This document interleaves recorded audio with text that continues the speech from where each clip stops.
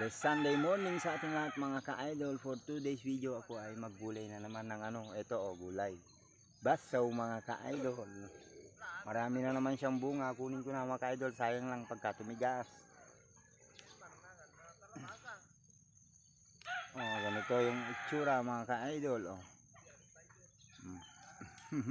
Ang dami niyang bunga mga ka-idol. Gulayin ko.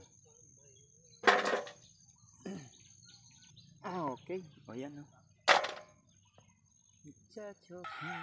Dahan-dahan lang natin mga ka-idol dahil napakarami niyang bulaklak. Sayang.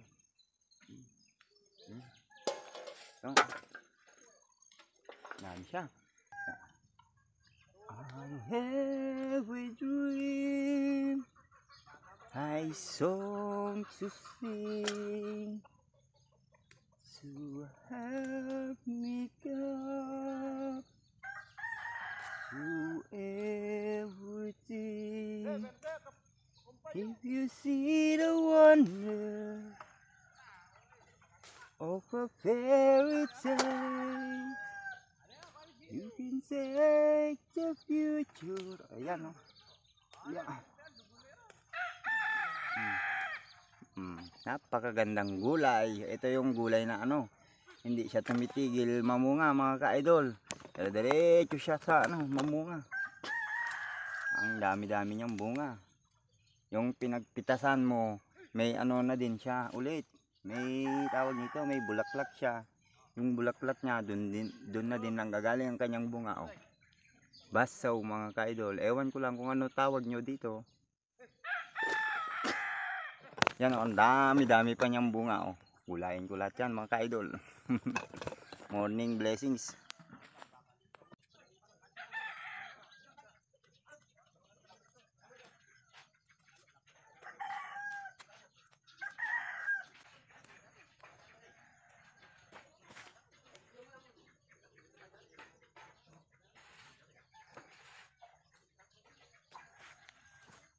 Dami pa niyang bunga mga ka-idol. Ito maliliit pa yung iba, hindi pa pwede harvestin. Ito na yung ginulay ko.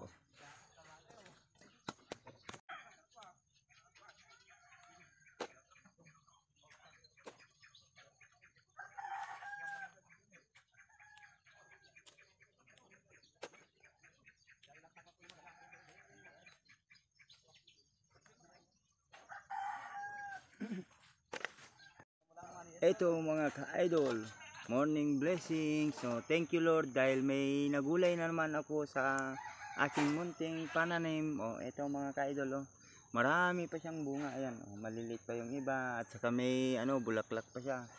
Itong bulaklak niya mga ka-idol ay bunga din na naman yan pagka natanggal yung bulaklak niya.